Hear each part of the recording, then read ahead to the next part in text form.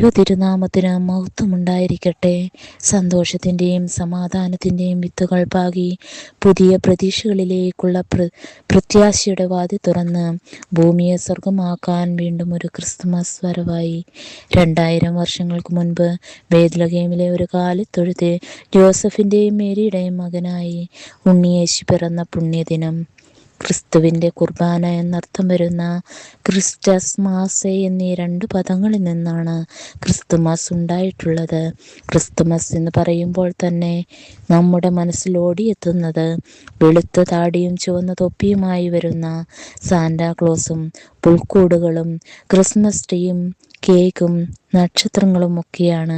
അടിസ്ഥാനപരമായി ക്രിസ്തുമസ് ഒരു ക്രിസ്ത്യൻ ആഘോഷമാണെങ്കിൽ പോലും ലോകമെമ്പാടുമുള്ള ജനങ്ങൾ ജാതി മത വ്യത്യാസങ്ങൾ മറന്ന് ഈ വിശേഷ ദിവസം ഒരുമിച്ച് ആഘോഷിക്കുകയും സന്തോഷിക്കുകയും ചെയ്യുന്നു എന്നതാണ് ക്രിസ്തുമസിൻ്റെ ഏറ്റവും വലിയ പ്രത്യേകത.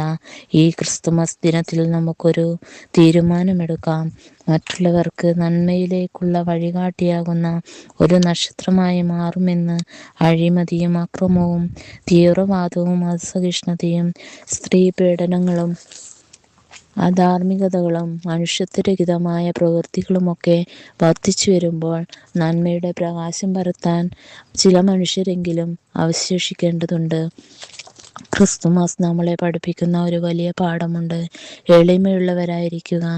അഹങ്കാരം നമ്മെ കൃത്രിമമാക്കുമ്പോൾ എളിമ നമ്മളെ യഥാർത്ഥ മനുഷ്യരാക്കുന്നു. ഉണ്ണി ഈശോയുടെ ജനനത്തിനു ശേഷം മാലാഖമാർ പാടി, അത്യുന്നതങ്ങളിൽ ദൈവത്തിന് മഹത്വം, ഭൂമിയിൽ സന്മനസ്സുള്ളവർക്ക് സമാധാനം. ക്രിസ്തുമസ് ആഘോഷങ്ങളെക്കാൾ ഉപരി ക്രിസ്തുമസ് നമ്മളെ പഠിപ്പിക്കുന്ന നിരവധി സന്ദേശങ്ങൾ ക്രിസ്തുമസ് നമുക്ക് പകർന്നു നൽകുന്നു. മറ്റുള്ളവരെ സ്നേഹിക്കുക, ശത്രുക്കളെ പോലും സ്നേഹിക്കാൻ നമ്മളെ പഠിപ്പിച്ച ദൈവപുത്രനെയാണ് ഓരോ ക്രിസ്തുമസ് ദിനങ്ങളും നമ്മെ ഓർമ്മിപ്പിക്കുന്നത്. ദൈവപുത്രൻ കാണിച്ചു തന്ന വഴികളിലൂടെ പരസ്പരം സ്നേഹിച്ചും സഹായിച്ചും നന്മകൾ ചെയ്തും നമുക്ക് മുൻപോട്ട് പോകാം.